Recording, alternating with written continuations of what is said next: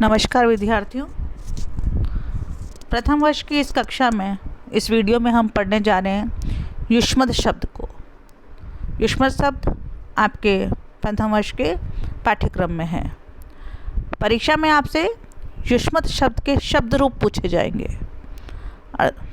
शब्द रूप देखिए, एक तरफ मैंने लिखे हैं कारक चिन्ह। कारक कौन कौन से हैं? कर्ता, कर्म, करण, संप्रदान, अपादान, संबंध, अधिकरण। चिन्ह देखिए, कर्ता का चिन्ह ने, कर्म यानी कर्म का चिन्ह को, करण का से, ने, के द्वारा, संप्रदान का चिन्ह है के लिए, अपादान यानी से अलग होने पर, संबंध का चिन्ह है का, के, की, रा, रे, री, और अधिकरण का चिन्ह है मैं, पे, पर। जब हम अनुवाद करते हैं किसी भी शब्द रूप सहित वाक्य का, तब हमें ये कठिनाई का सामना करना पड़ता है कि इस संस्कृत के शब्द को, इस हिंदी के शब्द को संस्कृत में क्या कहेंगे, या अगर ये लिखा हुआ है राम का, राम को, राम के लिए, राम से अलग होने पर, राम के साथ, तो राम के साथ, राम को, राम से अलग होने पर, इन सब को संस्कृत में क्या कहेंगे। और फिर हम, चूँकि हमने शब्द रूप नहीं पढ़ा हुआ होता है, तो हमारे पास उतनी जानकारी नहीं होती और फिर हमें वह संस्कृत मुश्किल लगने लग जाती है। लेकिन ऐसा नहीं है, अगर आप प्रॉपर पढ़ेंगे तो आपको कदापि कठिन नहीं लगेगा। यहाँ राम की जगह इस समय मैं युष्मद शब्द के शब्द रूप आपके सामने प्रस्तुत कर रही हूँ। सबसे पहले है एक वचन, द्विवचन और बहुवचन।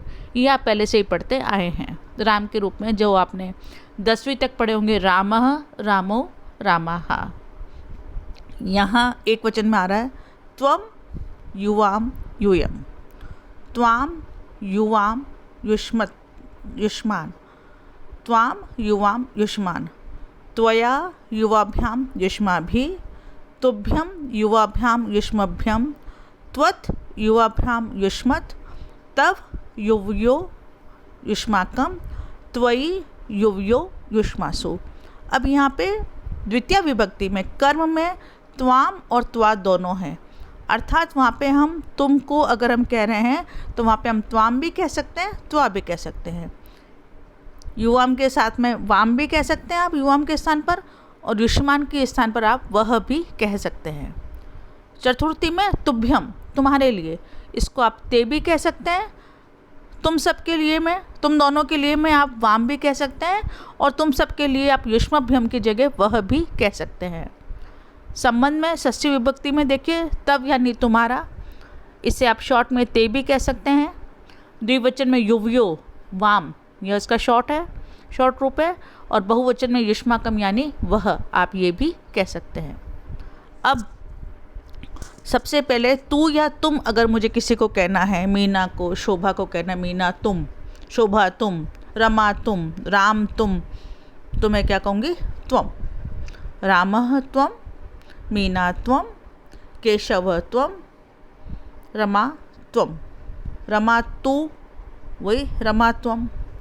अब अगर मैंने बोलना है राम को, तो वहाँ मैंने बोला रामम, रमा को मैंने बोला रमाम। लेकिन अगर मैंने बोला तुमको, तो वहाँ पे आएगा त्वाम, रमा त्वाम, रामः त्वाम, राम तुमको। फिर अगर मैंने बोला तुमने, तुमसे, तुम्हारे द्वारा, तो यहाँ पे मैं बोलूँगी त्वया, तुम्हारे द्वारा, रमा त्वया, रामः त्वया, मतलब तुम्हारे द्वारा। अब यहाँ पे हमने लगाया करण में से, और अर्थ में कर रही हूँ तुमने, तुमसे, तुम्हारे द्वारा। संस्कृत में करण में भी से है और नीचे आप देखें अपादान में भी से है, तो दोनों जगह से हुआ। अब दोनों जगह से है तो दोनों जगह से लग ही रहा है, तो एक में ही काम हो जाता। अलग अलग जगह से क्यों बताया?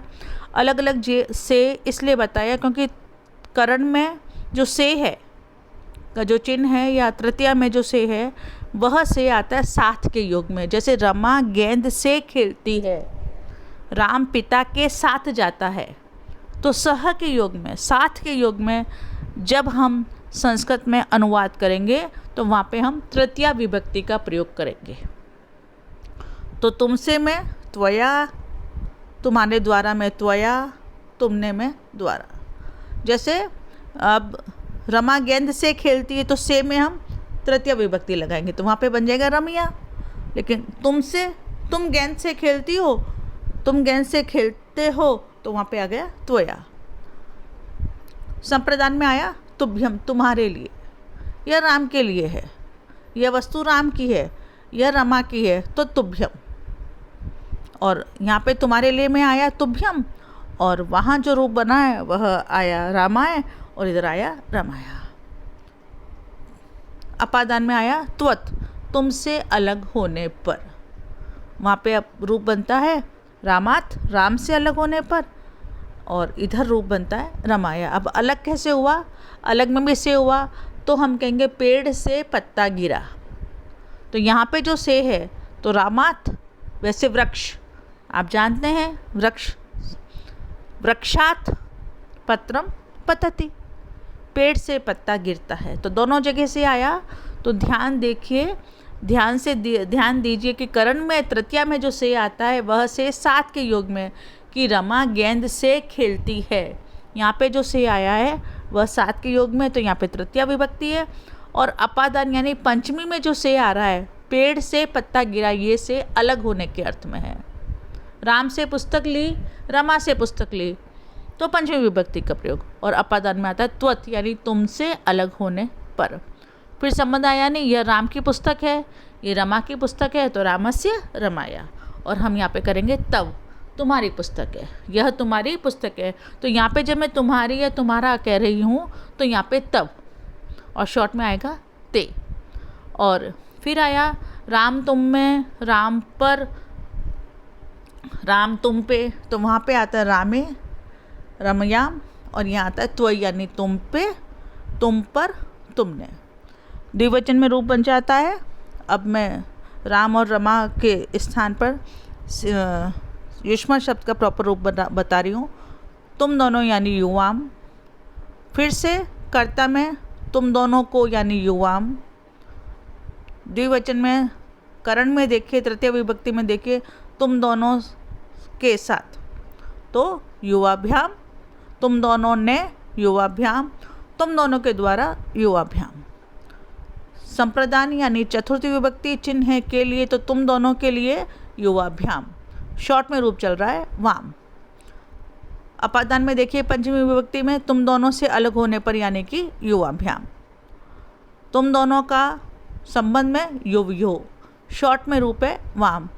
और अधिकरण यानी मैं पे पर, तुम दोनों पे, तुम दोनों में, तुम दोनों पर यानी युवयो हो। बहुवचन में रूप देखते हैं यूयम यानी तुम सब, कर्ता, कर्ता में तुम सब। कर्म में देखिए को, द्वितीय विभक्ति में देखेंगे युष्मानः, युष्मान यानी तुम सब को। करण में से ने के द्वारा, या तृतीय विभक्ति में देखेंगे युष्मा भी, तुम सभी के द्वारा, तुम सभी ने, तुम सभी के साथ यानी युष्मा भी। संप्रदान में के लिए, तुम सभी के लिए यानी युष्मभ्यम। अपादान यानी युष्मत, तुमसे अलग होने पर, फिर से अलग होने पर। युष्मा भी में तृतीया में जो से है वह सात के योग में है, और युष्मत में जो से है वह अलग होने के अर्थ में है। संबंध यानी तुम सबका, युष्माकम, ये तुम सबका घर है, युष्माकम ये है ना, ये तुम सबका, तो युष्माकम गृहम, ये तुम सबका घर है। इस प्रकार से अनुवाद होगा। अधिकरण यानी मैं पे पर, तुम सब में, तुम सब पे, तुम सब पर यानी युष्मासो।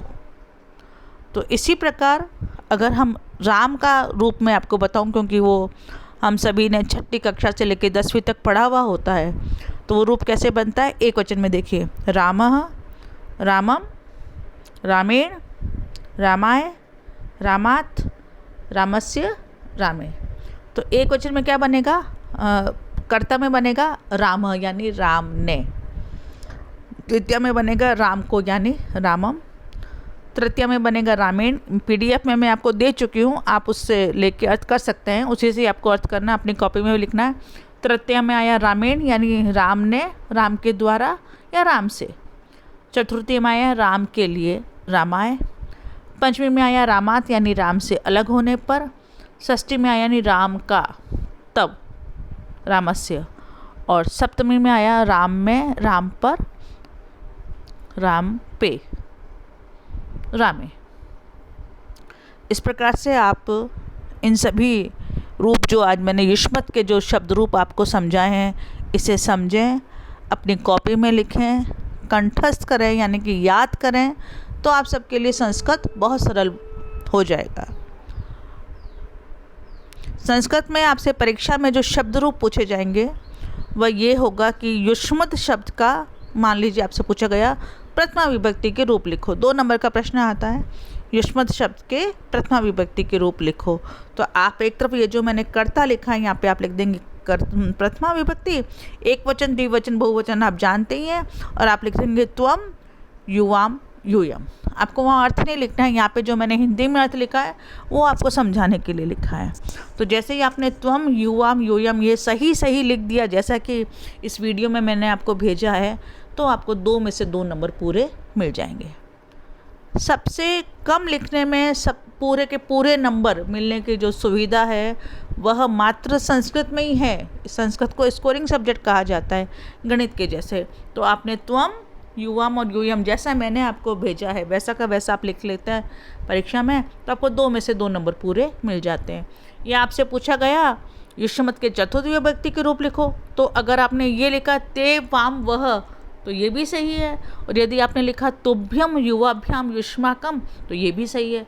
फिर से आपको इसी 3 शब्दों को लिखने पर आपको जैसे ते वाम वह, कुल मिला के आपने 3.5 या 4 अक्षर लिखे और आपको 2 नंबर मिल रहे हैं। इतनी अच्छी सुविधा किसी दूसरे विषय में हमारे पास लगभग देखने को नहीं मिलती। आपसे सप्तमी में पूछा त्वयि युवयो युष्मासु, आपने ऐसा लिखा तो आपको फिर से 2 में से 2 नंबर पूरे मिल गए। बस बात क्या है, बात इतनी सी है कि वो सारे शब्द रूप आपको याद होने चाहिए, और ये सारे शब्द रूप आप 10वीं तक पढ़े हुए हैं। आपने संस्कृत की जो किताबें 10वीं तक पढ़ी है, तो यदि कोई ऐसा विद्यार्थी जिसने प्रथम वर्ष में संस्कृत पढ़ना चाहा है या संस्कृत लिया है, तो वो भी इन शब्द रूपों के आधार पर आराम से पढ़ सकता है। इति ऐसा।